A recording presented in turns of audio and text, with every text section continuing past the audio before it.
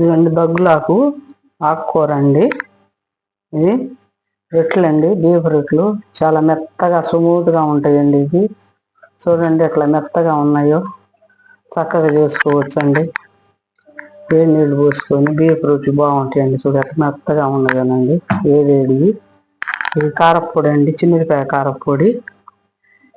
ఇది అన్నంలో వేసుకొని తినొచ్చండి. ఏడేడి అన్నంలో రొట్టెలు చేసుకోలేని వాళ్ళు మేమైతే ఈ రొట్టెల్లోనే వాడతామండి. ఎట్లా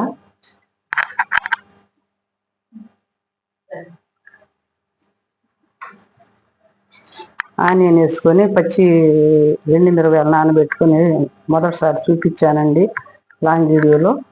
అట్లా కూడా చేసుకొని తినొచ్చు అండి, రొట్టెల మీద నంచుకొని. థ్యాంక్స్ అండి చూసినందుకు. సబ్స్క్రైబ్ చేయండి, గంట సింబల్ నొక్కండి, లైక్ కొట్టండి.